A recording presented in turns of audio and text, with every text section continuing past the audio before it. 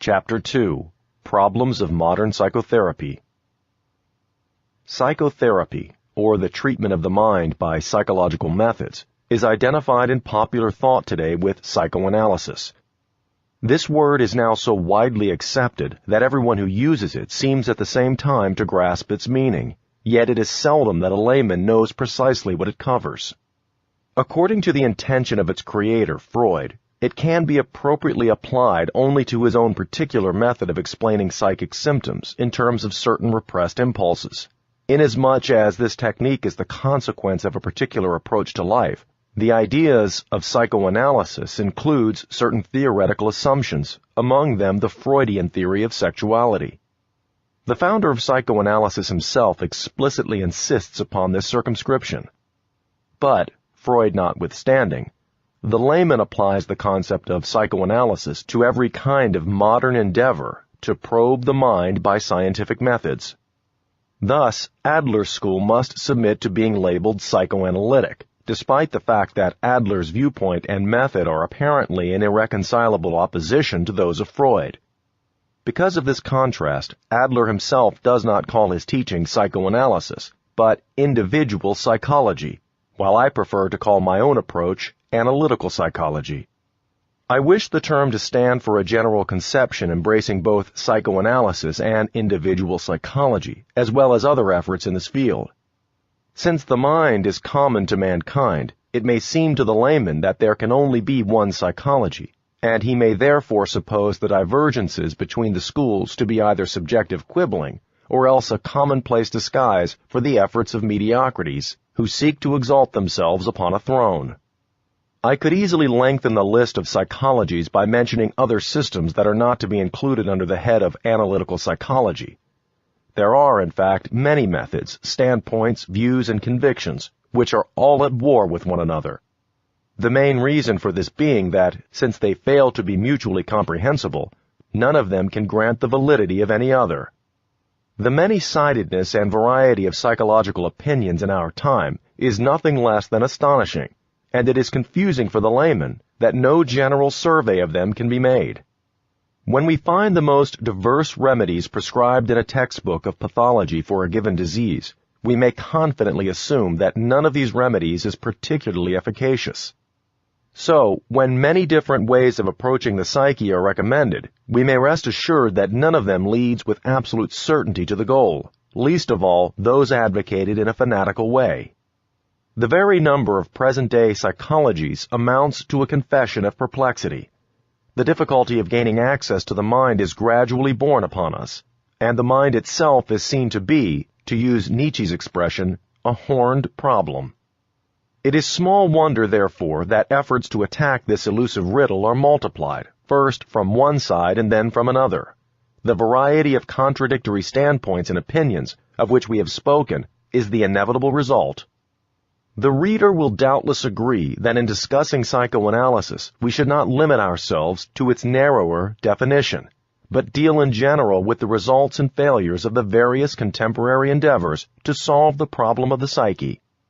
Endeavors which we have agreed shall all be embraced in the concept of analytical psychology. And moreover, why is there suddenly so much interest in the human psyche as something to be experienced? This has not been the case for thousands of years. I wish merely to raise this apparently irrelevant question, and will not try to answer it. It is in reality not irrelevant, because this interest underlies all such modern movements as theosophy, occultism, astrology, and so forth. All that is embraced today in the layman's idea of psychoanalysis originated in medical practice, and consequently, most of it is medical psychology. It bears the unmistakable imprint of the physician's consulting room, a fact which is evident not only in its terminology, but also in its framework of theory. We constantly come upon postulates which the physician has taken over from natural science, and in particular from biology. This fact has largely contributed to the hostility between modern psychology and the academic fields of philosophy, history, and classical learning. Modern psychology is empirical and close to nature, while these studies are grounded in the intellect. The distance between nature and mind, difficult to bridge at best, is increased by a medical and biological nomenclature which sometimes appears of practical utility, but more often severely taxes our goodwill. In view of the confusion of concepts that exists, I have felt it necessary to indulge in the foregoing general remarks. I should like now to turn to the task in hand and consider the actual achievements of analytical psychology. Since the various endeavors embraced by this term are so heterogeneous, it is extremely difficult to take up a generally inclusive standpoint. If then, with regard to the aims and results of these endeavors, I try to distinguish certain classes, or rather stages, I do it with some reservation. I regard it as a merely provisional arrangement, and grant that it may seem as arbitrary as a surveyor's triangulation of a country. Be that as it may, I venture to arrange the sum total of findings under the four heads of confession, explanation, education, and transformation. I shall now proceed to discuss the meaning of these somewhat unusual terms. The first beginnings of all analytical treatment are to be found in its prototype, the confessional.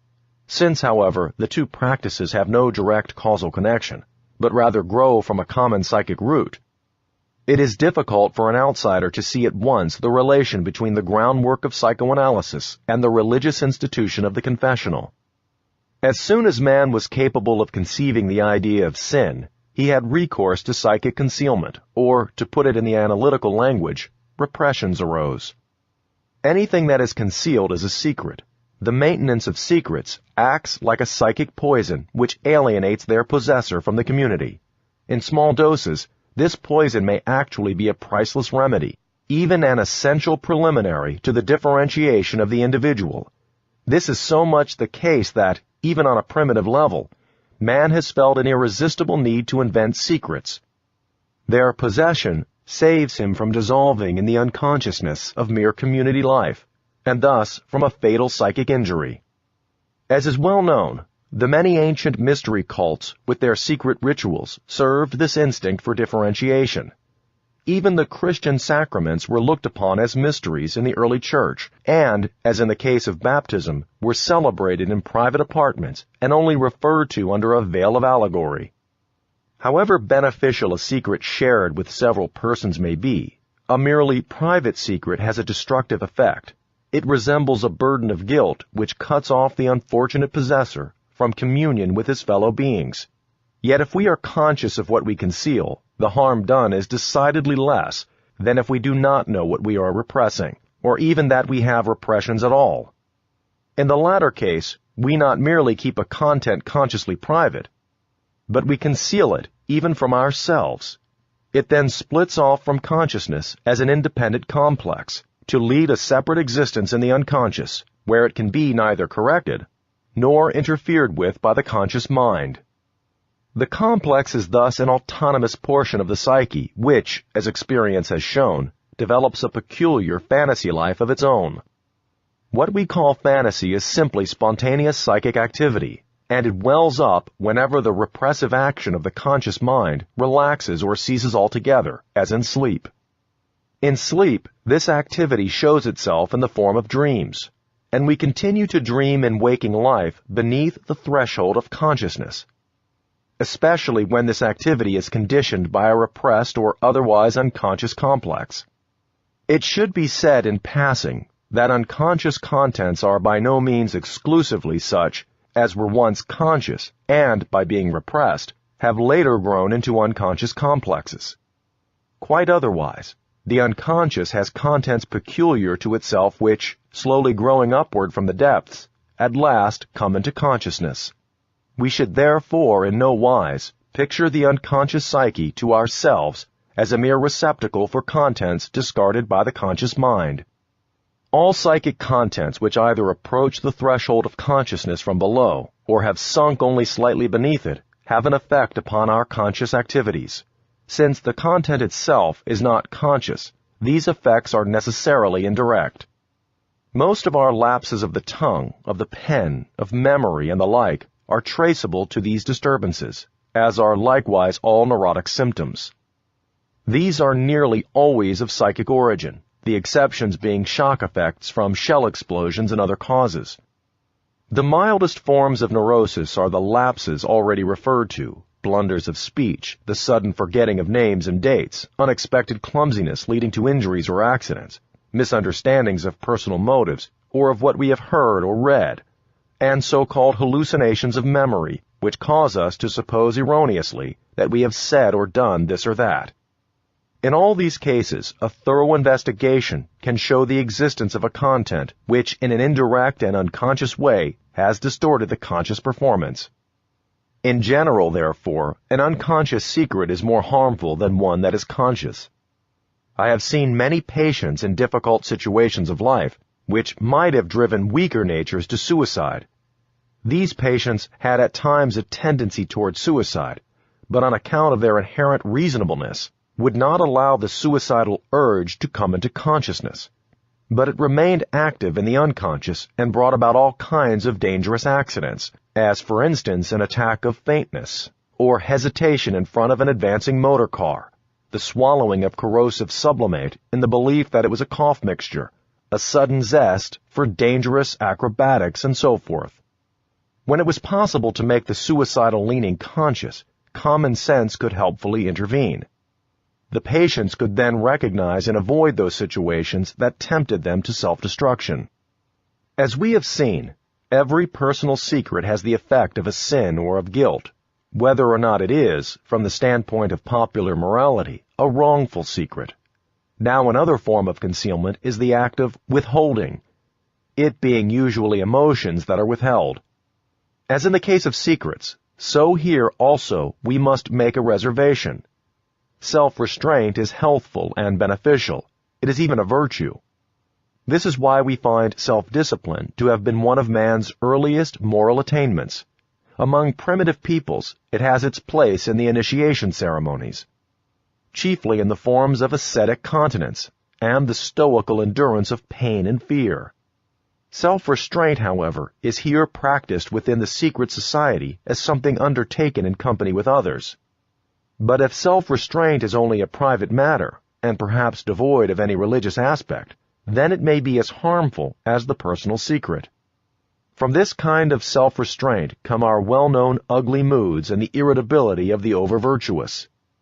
The emotion withheld is also something we conceal, something which we can hide even from ourselves, an art in which men particularly excel, while women, with very few exceptions, are by nature averse to doing such violence to their emotions. When emotion is withheld, it tends to isolate and disturb us quite as much as an unconscious secret, and is equally guilt-laden.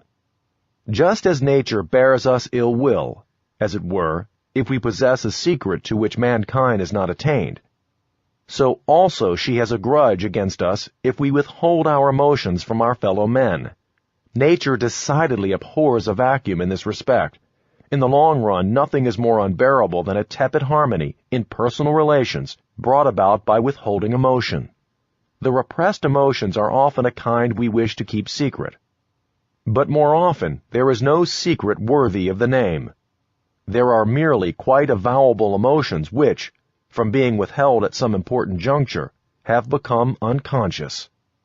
It is probable that one form of neurosis is conditioned by the predominance of secrets, and another by the predominance of restrained emotions.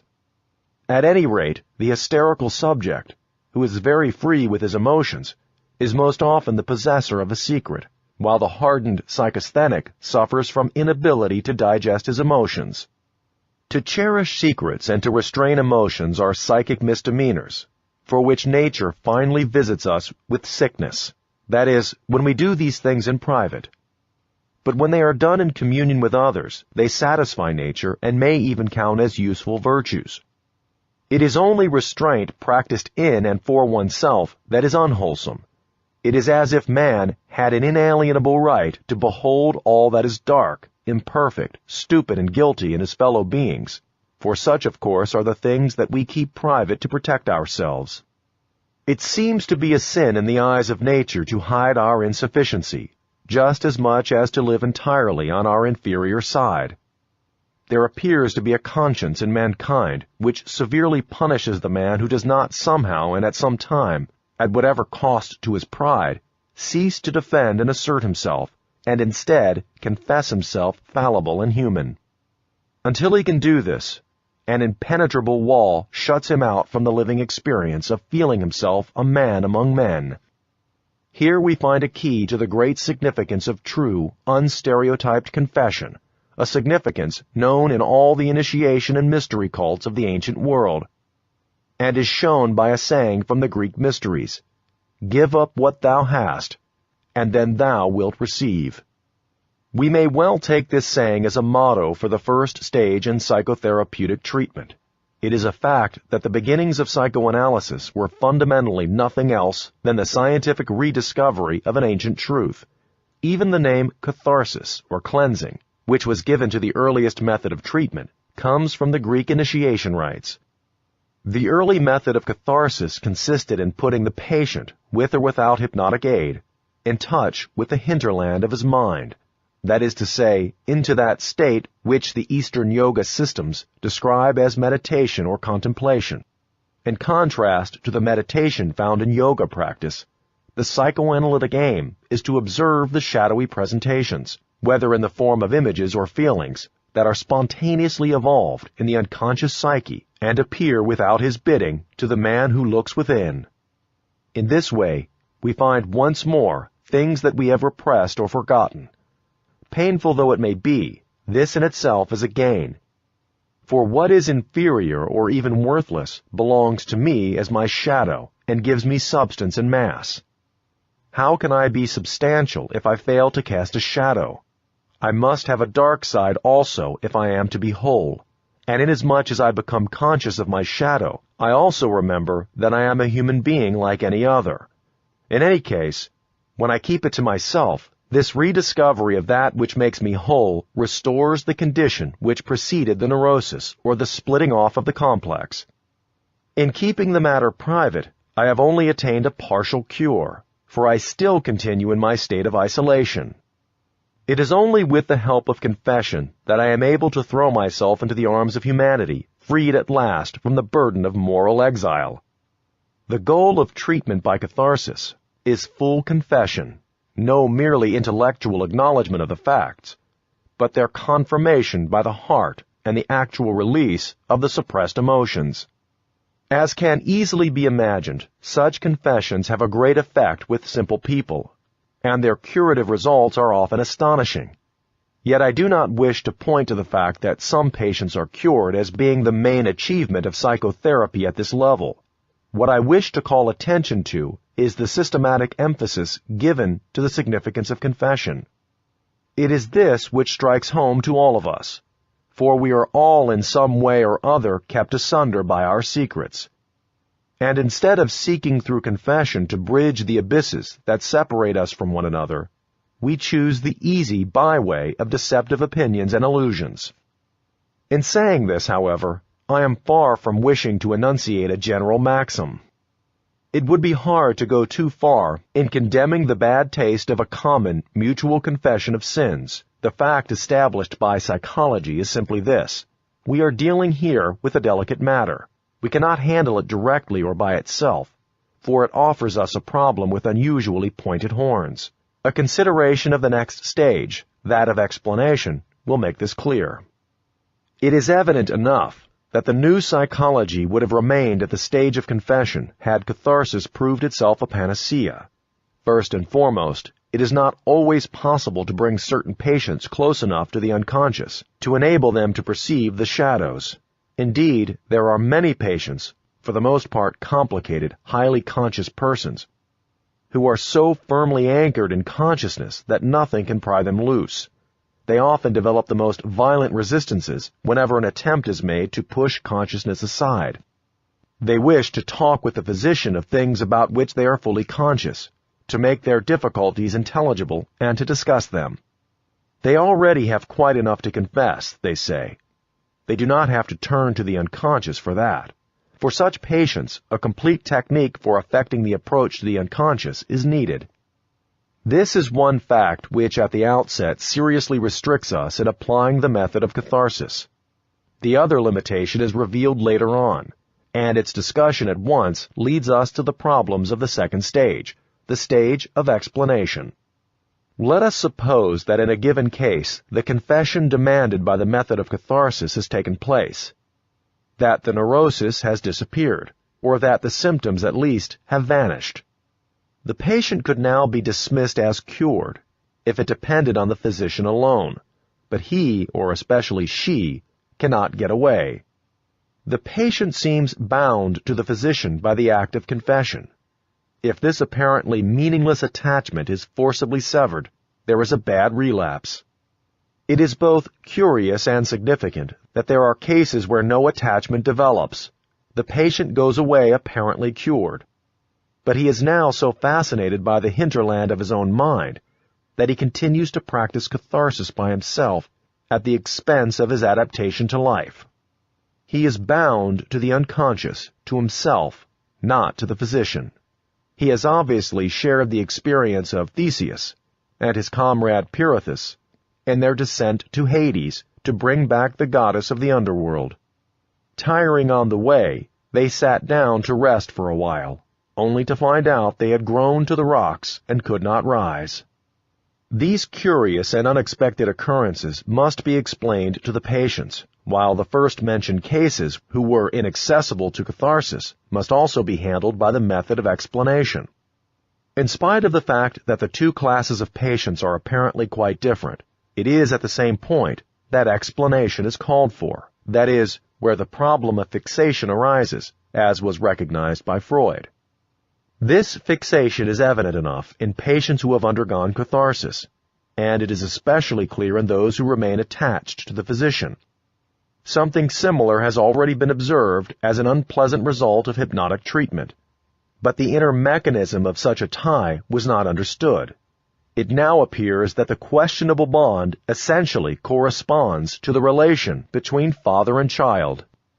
The patient falls into a sort of childish dependence from which he cannot protect himself even by reason and insight. The fixation is at times astonishingly strong, so much so that one suspects it of being fed by forces quite out of the common. But since the process of transference is an unconscious one, the patient is unable to give any information about it. We are obviously dealing with a new symptom, a neurotic formation directly induced by the treatment. The question therefore arises, how is this new difficulty to be met? The unmistakable outward sign of the situation is that the memory image of the father, with its accent of feeling, is transferred to the physician. Inasmuch as the latter willy-nilly appears in the role of father, the patient slips into a childish relation. He has not, of course, been made childish by this relation. There was always something childish about him, but it was suppressed. Now it comes to the surface, and, the long-lost father being found again, it tries to reproduce the family situation of childhood. Freud gave to this symptom the appropriate name of transference. A certain dependence upon the physician, who has helped you, is of course normal and understandable enough. What is abnormal and unexpected is the unusual obstinacy of the transference and its inaccessibility to conscious correction. It is one of Freud's outstanding achievements to have explained the nature of this tie, at least in the light of man's personal history, and so to have cleared the way for an important advance in psychological knowledge. It has today been put beyond a doubt that it is caused by unconscious fantasies. These fantasies have in the main what we may call an incestuous character, and this seems adequately to explain the fact that they remain unconscious and cannot be expected to turn up in the most thorough confession. Although Freud always speaks of incest fantasies as if they were repressed, further experience shows us that in many cases they have never been conscious, or have been sensed only in the vaguest way, for which reason they could not be intentionally repressed. More recent research seems to show that the incest fantasies are usually unconscious and so remain till they are dragged to light in analytical treatment. By this I do not mean that pulling them up from the unconscious is an interference with nature, which we should avoid. I merely wish to suggest that the procedure is almost as drastic as a surgical operation. But it is wholly unavoidable in that the analytical procedure induces a transference which is abnormal, and can only be dealt with by reaching the incest fantasies. While the method of catharsis restores to the ego such contents as are accessible to consciousness and are normally included in it, the process of clearing up the transference brings to light contents which, because of their nature, were almost inaccessible to consciousness. This is the main difference between the stage of confession and the stage of explanation. We have discussed above two sets of cases, those of such patients as do not lend themselves to the method of catharsis, and those for whom it gives results. We have moreover just treated of those whose fixation takes the form of a transference. Besides these, there are those people we have also mentioned who develop no attachment to the physician, but rather one to their own unconscious, in which they become entangled, as in a web. In these cases, the parental image is not transferred to a human object. It is seen as a fantasy, and yet it exerts the same power of attraction and produces the same attachment as does the transference. The patients who cannot give themselves without reserve to treatment by catharsis can be understood in the light of Freudian research. We can see that, even before coming to the doctor, they had identified themselves with their parents, and derived from this identification that force of authority, that independence and critical power which enables them to offer a successful resistance to the treatment. These are chiefly cultivated and differentiated persons. While others become the helpless victims of the unconscious parental image, these draw strength from it by unconsciously identifying themselves with their parents. In the matter of the transference, we can get nowhere with the help of confession. It was this which drove Freud to a fundamental renovation of Breuer's original technique of catharsis and to what he himself called the interpretive method. This further step necessarily follows, for the relationship produced by the transference especially requires explanation. The layman can hardly appreciate the importance of this, but the doctor who finds himself suddenly entangled in a web of incomprehensible and fantastic notions sees it all too clearly. He must interpret the transference to the patient, that is, explain to him what it is that he projects upon his doctor. Since the patient himself does not know what it is, the physician is forced to subject what scraps of fantasy he can obtain from the patient to analytical interpretation. It is first and foremost our dreams which furnish this important material. While investigating the suppression of wishes, which are incompatible with our conscious standpoint, Freud studied dreams in search of these wishes, and in the process discovered the incestuous contents of which I have spoken. These were, of course, not the only materials revealed by the investigation. He discovered all the filth of which human nature is capable, and it is notorious that it would require a lifetime to make even a rough inventory of it. The end product of the Freudian method of explanation is a detailed elaboration of man's shadow side, such as had never been carried out before. It is the most effective antidote imaginable to all idealistic illusions about the nature of man, and it is therefore no wonder that there arose on all sides the most violent opposition to Freud and his school.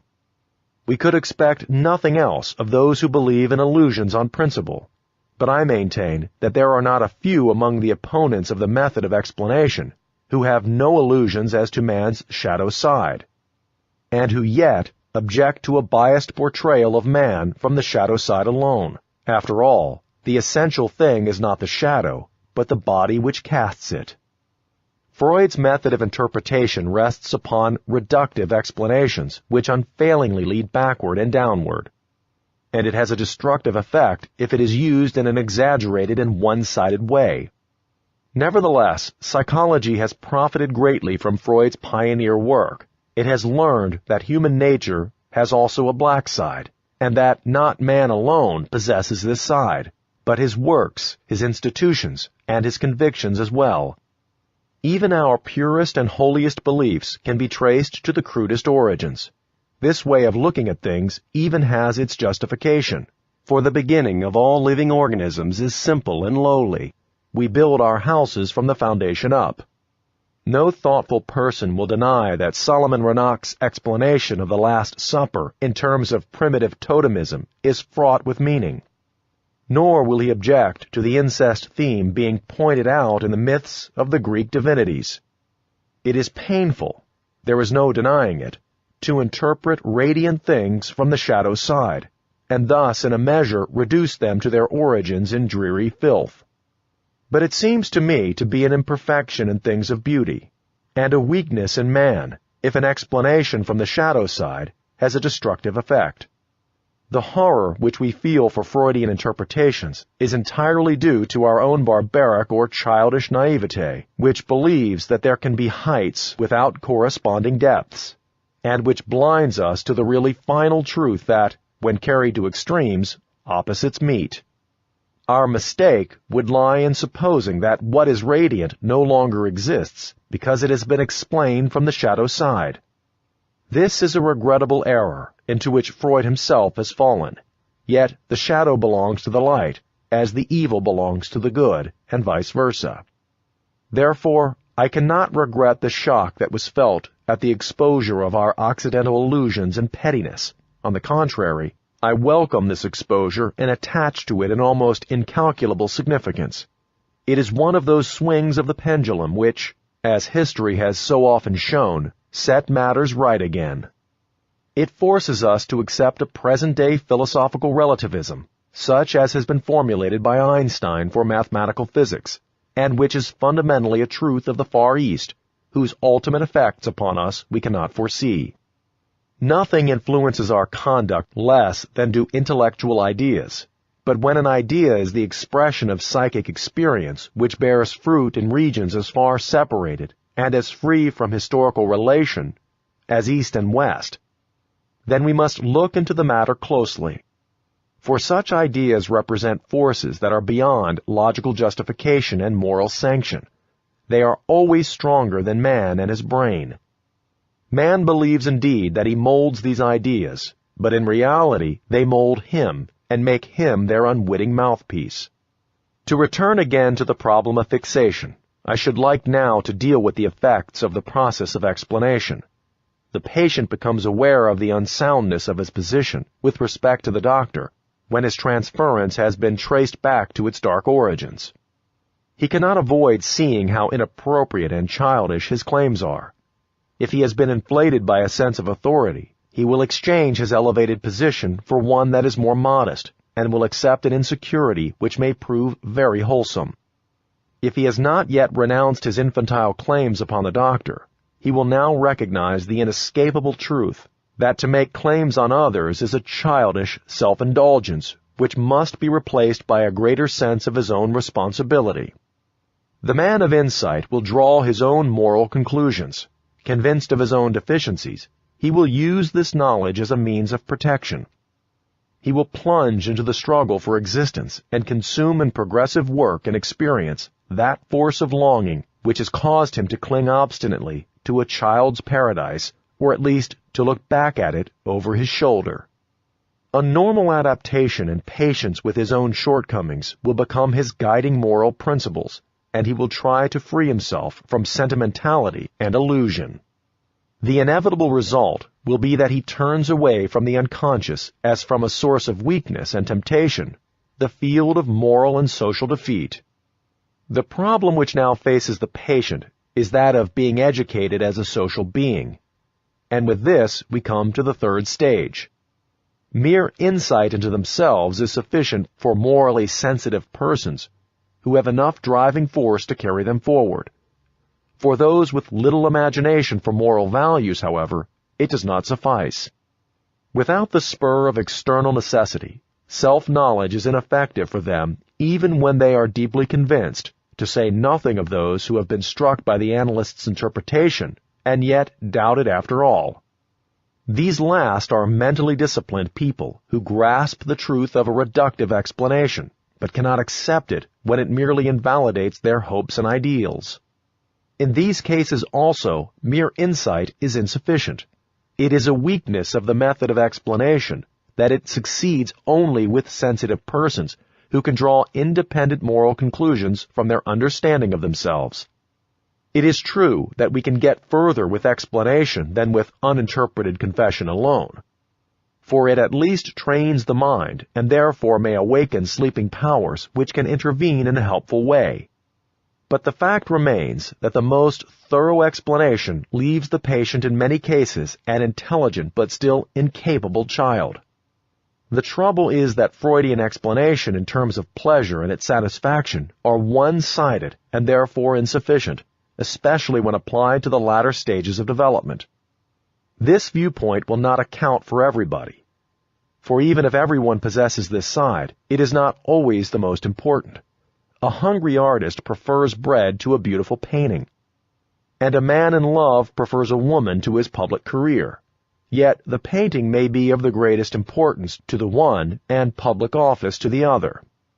On the average, those who easily achieve social adaptation and social position are better accounted for by the pleasure principle than are the unadapted whose social shortcomings leave them with a craving for power and importance.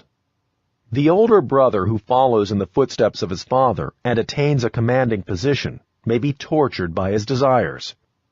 But the younger brother who feels repressed and overshadowed by the other two may be goaded by ambition or the craving for respect.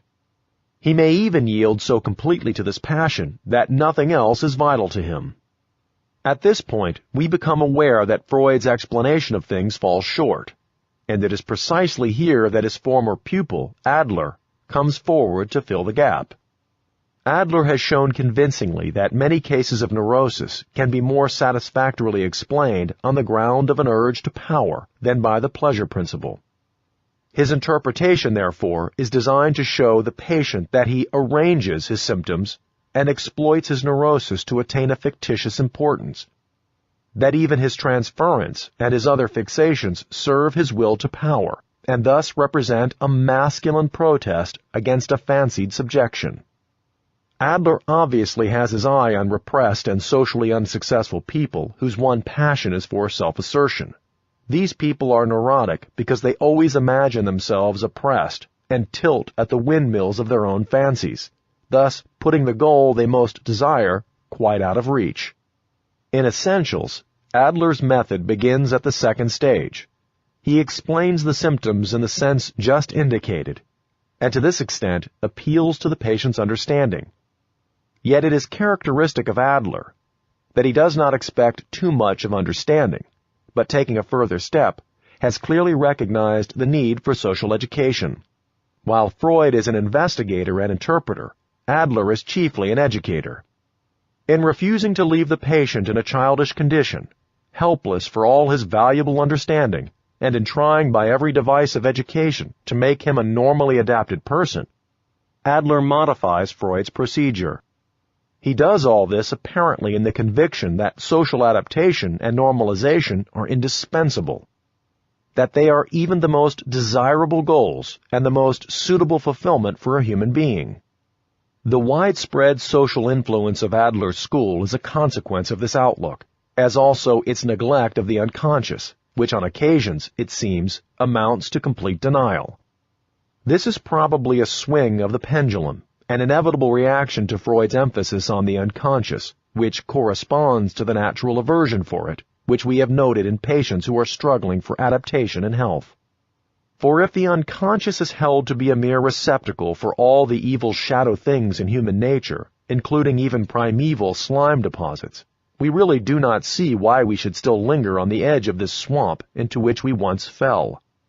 The investigator may see in the mud puddle a world full of wonders, but to the ordinary man, it is something upon which he prefers to turn his back.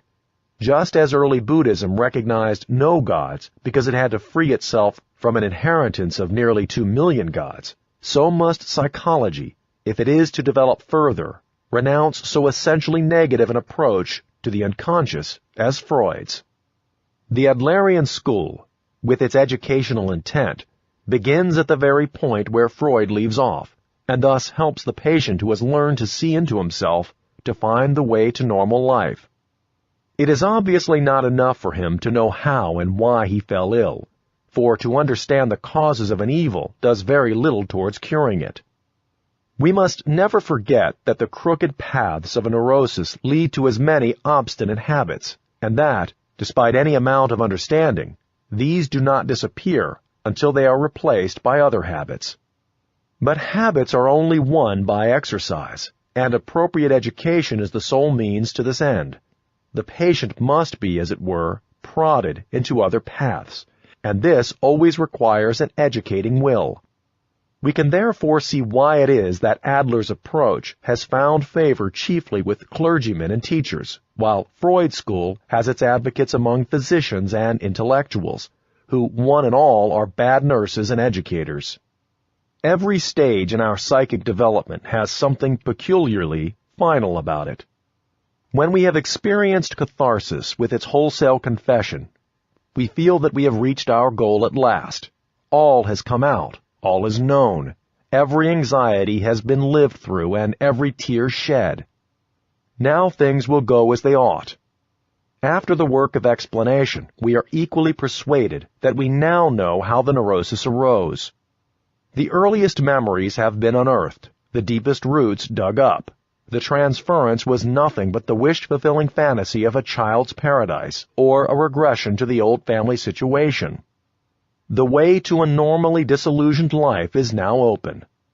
But then comes the period of education, which makes us realize that no confession and no amount of explaining will make the ill-formed tree grow straight, but that it must be trained with the gardener's art upon the trellis before normal adaptation can be attained.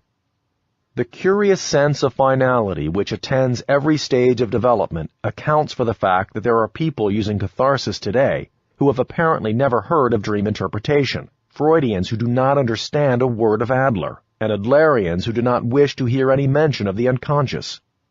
Each is deceived by the sense of finality peculiar to the stage of development at which he stands, and this gives rise to that confusion of opinions and views which makes it so hard for us to find our bearings. But what causes this sense of finality which evokes such bigoted obstinacy in all directions? I can only explain it to myself on the ground that each stage of development is summed up in a basic truth, and that therefore cases frequently recur which demonstrate this truth in a striking way. Our world is so exceedingly rich in delusions that a truth is priceless, and no one will let it slip because of a few exceptions with which it cannot be brought into accord.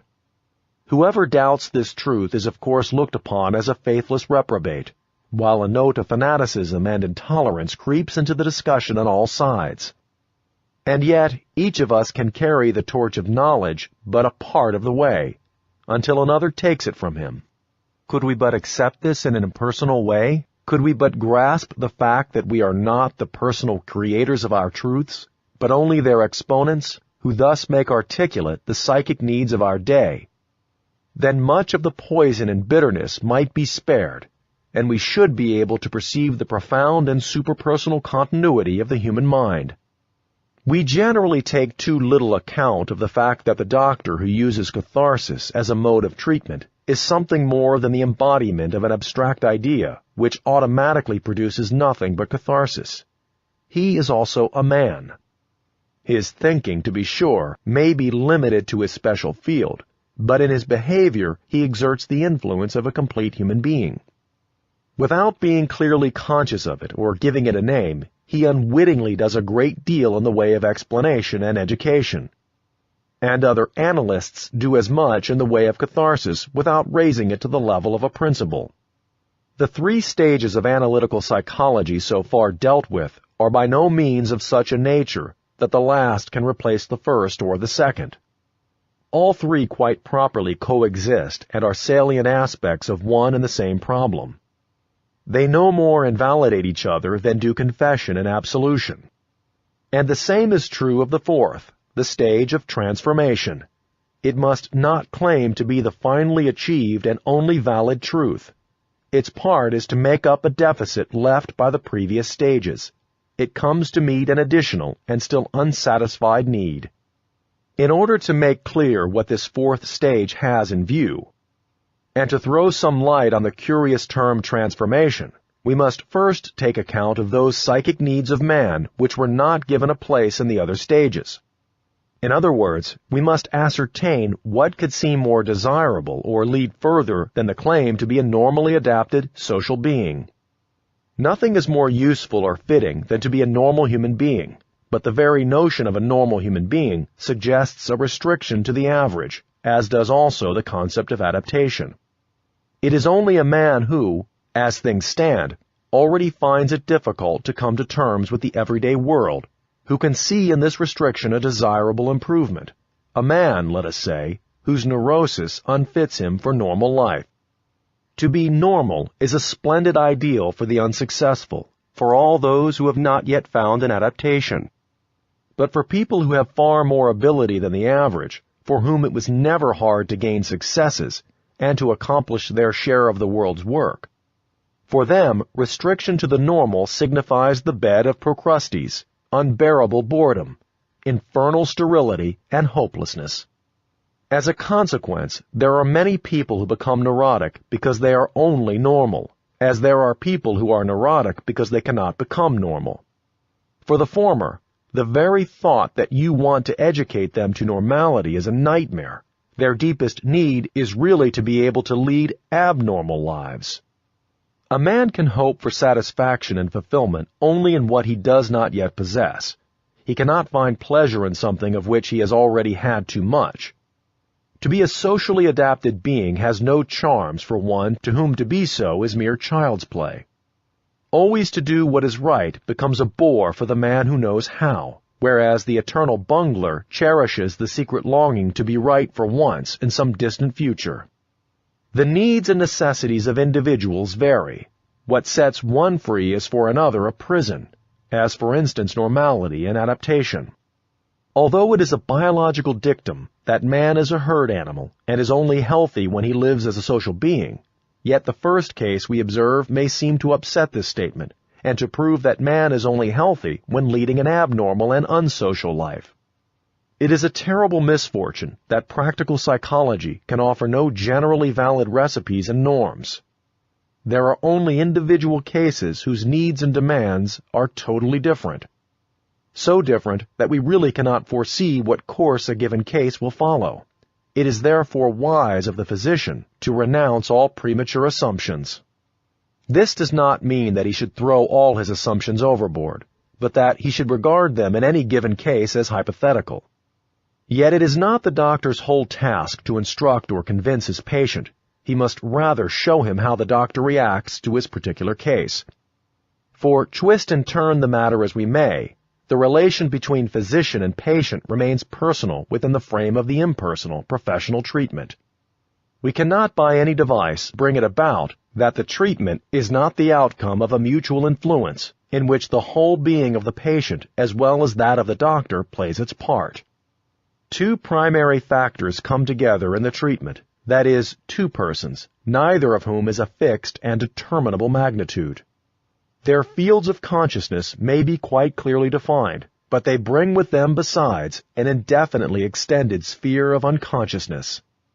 For this reason, the personalities of the doctor and patient have often more to do with the outcome of the treatment than what the doctor says or thinks, although we must not undervalue this latter factor as a disturbing or healing one. The meeting of two personalities is like the contact of two chemical substances. If there is any reaction, both are transformed. We should expect the doctor to have an influence on the patient in every effective psychic treatment. But this influence can only take place when he too is affected by the patient. You can exert no influence if you are not susceptible to influence. It is futile for the doctor to shield himself from the influence of the patient and to surround himself with a smokescreen of fatherly and professional authority. If he does so, he merely forbids himself the use of a highly important organ of information, and the patient influences him unconsciously nonetheless. The unconscious changes in the doctor which the patient thus brings about are well known to many psychotherapists. They are disturbances, or even injuries, peculiar to the profession, which illustrate in a striking way the patient's almost chemical influence. One of the best known of them is the counter-transference which the transference evokes. But the effects are often more subtle, and their nature is best conveyed by the old idea of the demon of sickness. According to this, a sufferer transmits his disease to a healthy person whose powers subdue the demon, but not without a negative influence upon the well-being of the healer. In the relation between doctor and patient, we meet the imponderable factors which bring about a mutual transformation. In this exchange, the more stable and the stronger personality will decide the final issue. But I have seen many cases in which the patient has proved stronger than the doctor, in defiance of all theory and the doctor's intention. And where this has happened, it has most often, though not always, been to the disadvantage of the doctor. The fact of mutual influence and all that goes with it underlies the stage of transformation. More than a quarter of a century of wide practical experience was needed for the clear recognition of these manifestations. Freud himself has admitted their importance and has therefore seconded my demand that the analyst himself be analyzed. But what is the wider meaning of this demand? It means nothing less than that the doctor is just as much in analysis as the patient. He is as much a part of the psychic process of the treatment as is the patient, and is equally exposed to the transforming influences. Indeed, if the doctor is more or less inaccessible to this influence, he is correspondingly robbed of his influence over the patient. If he is influenced only unconsciously, he shows a defect of consciousness which prevents him from seeing the patient correctly. In both cases, the result of the treatment is compromised. The physician, then, is called upon himself to face that task which he wishes the patient to face. If it is a question of becoming socially adapted, he himself must become so, or, in the reverse case, appropriately non-adapted. There are, of course, 1,000 different aspects of this requirement in therapy, according to the situation in a given case. One doctor believes in overcoming infantilism, and therefore he must overcome his own infantilism. Another believes in the abreaction of all emotion, and so he must have abreacted all his own emotions. A third believes in complete consciousness, so that he must have reached an advanced state of consciousness himself. At all events, the doctor must consistently try to meet his own therapeutic demands if he wishes to assure himself of a proper influence on his patient.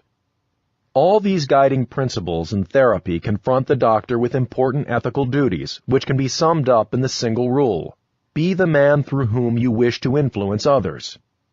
Mere talk has always been considered hollow, and there is no trick, however cunning, by which one can evade this simple rule for long. The fact of being convinced, and not the subject matter of conviction, it is this which has always carried weight. The fourth stage of analytical psychology, then, demands not only the transformation of the patient, but also the counter-application to himself by the doctor of the system which he prescribes in any given case. And in dealing with himself, the doctor must display as much relentlessness, consistency, and perseverance as in dealing with his patients. To work upon himself with an equal concentration is truly no small achievement, for he brings to bear all the attentiveness and critical judgment he can summon in showing his patients their mistaken paths, their false conclusions, and infantile subterfuges. No one pays the doctor for his introspective efforts, and moreover, we are generally not interested enough in ourselves. Again, we so commonly undervalue the deeper aspects of the human psyche that we hold self-examination or preoccupation with ourselves to be almost morbid. We evidently suspect ourselves of harboring rather unwholesome things all too reminiscent of a sick room. The physician must overcome these resistances in himself, for who can educate others while himself uneducated? Who can enlighten his fellows while still in the dark about himself, and who can purify if he is himself unclean? The step from educating others to self-education is demanded of the doctor in the stage of transformation. It is the corollary of the demand that the patient transform himself and thus complete the earlier stages of the treatment. This challenge to the doctor to transform himself in order to effect a change in the patient meets with scant popular approval for 3 reasons. First of all, it seems unpractical. Secondly, there is a prejudice against being occupied with ourselves. And thirdly, it is sometimes very painful to make ourselves live up to everything that we expect of the patient. This last is the strongest reason for the unpopularity of the demand that the doctor examine himself, for if he conscientiously doctors himself, he will soon discover things in his nature which are completely opposed to normalization, or which continue to haunt him in the most disturbing way in spite of exhaustive explanations and thorough abreaction. What will he do about these things? He always knows what the patient should do about them. It is his professional duty to do so. But what will he in all sincerity do about them when they involve himself or perhaps those who stand nearest to him? If he examines himself, he will discover some inferior side which brings him dangerously near to his patient and perhaps even blights his authority. How will he handle this tormenting discovery? This somewhat neurotic question will touch him on the quick, no matter how normal he deems himself to be. He will also discover that the ultimate questions which oppress him, as well as his patients, cannot be solved by any amount of treatment. He will let them see that to expect solutions from others is a way of remaining childish, and he will see for himself that, if no solutions can be found, these questions must only be repressed again. I will not discuss further the matter of self-examination and the many problems it raises, because the great obscurity which still surrounds our study of the psyche allows of little interest in them. I would rather emphasize what has already been said, that the newest developments of analytical psychology confront us with the imponderable elements of human personality, that we have learned to place in the foreground the personality of the doctor himself as a curative or harmful factor, and that we have begun to demand his own transformation, the self-education of the educator. Everything that happened to the patient must now happen to the doctor, and he must pass through the stages of confession, explanation, and education, so that his personality will not react unfavorably on the patient. The physician may no longer slip out of his own difficulties by treating the difficulties of others. He will remember that a man who suffers from a running abscess is not fit to perform a surgical operation. Just as the discovery of the unconscious shadow side once forced the school of Freud to deal even with questions of religion, so the latest advance of analytical psychology makes an unavoidable problem of the doctor's ethical attitude. The self-criticism and self-examination demanded of him radically alter our view of the human psyche. This cannot be grasped from the standpoint of natural science.